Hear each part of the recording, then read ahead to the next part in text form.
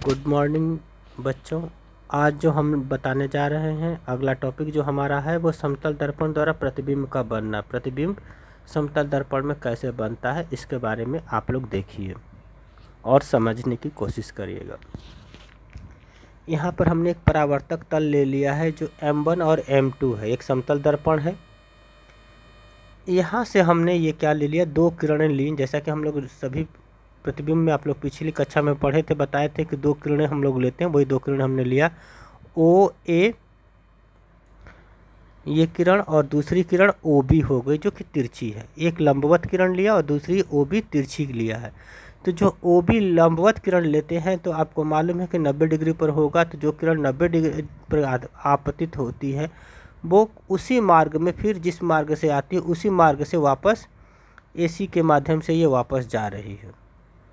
और OB जो तिरछी किरण आ रही है तो B बिंदु पर आपतित हो रही है, और ये OB जो है आपतित किरण हो गई, और दूसरा जो BD किरण है वो क्या हो गई, परावर्तित किरण हो गई।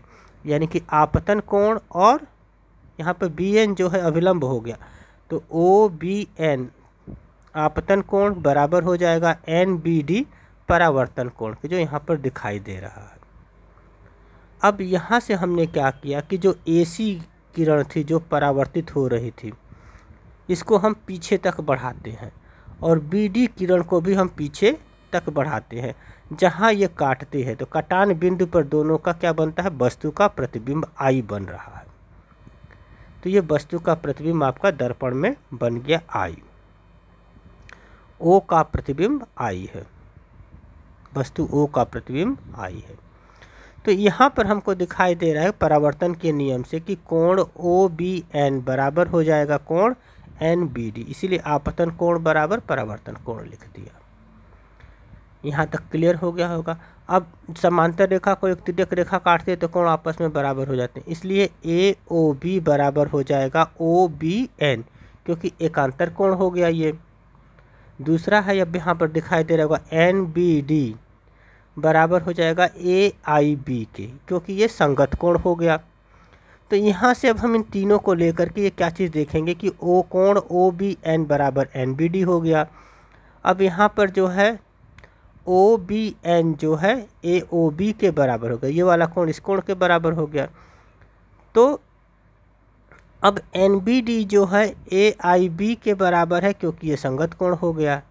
अब NBD किसके बराबर है, OBN के, और OBN किसके बराबर होगा, AOB के, इसलिए यहाँ पर कोण AOB जो है बराबर हो जाएगा कोण AIB के।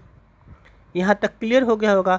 अब हम त्रिभुज ले लेंगे, त्रिभुज AOB तथा त्रिभुज AIB में। तो यहाँ पर हमको मालूम पड़ गया कि कोण ये हमारा जो है AOB, इसके प्रूफ के द्वारा हमने निकाला है ऊपर, कोण AOB बराबर हो जाएगा कोण AIB। दूसरा हमको कोण दिखाई दे रहा है कि कोण OAB बराबर कोण IAB। क्या हो गया, ये समकोण है, 90 डिग्री का कोण है, लंबवत है तो समकोण बन जाता है। और इनके बीच में क्या हो गई, AB जो रेखा है, भुजा जो है वो क्या हो गई, उभयनिष्ठ हो गई, इसलिए त्रिभुज AOB सर्वांगसम हो जाएगा त्रिभुज AIB के। तो जब त्रिभुज सर्वांगसम हो गया इसका मतलब कि OA बराबर IA हो जाएगा बाई CPCTC के रूल से। तो इस तरह से हमको पता चलता है कि जो वस्तु की दूरी दर्पण से जितनी दूर होगा उसका प्रतिबिंब भी उतनी ही दूरी पर बनता है, यानी कि ये वाली दूरी और ये वाली दूरी आपस में बराबर हो जाएगी। तो वही यहाँ पर बताया जा रहा है कि समतल दर्पण द्वारा किसी वस्तु का प्रतिबिंब दर्पण के लंबवत ठीक पीछे उतनी ही दूरी पर बनता है जितनी दूरी पर वस्तु दर्पण के सामने है। धन्यवाद।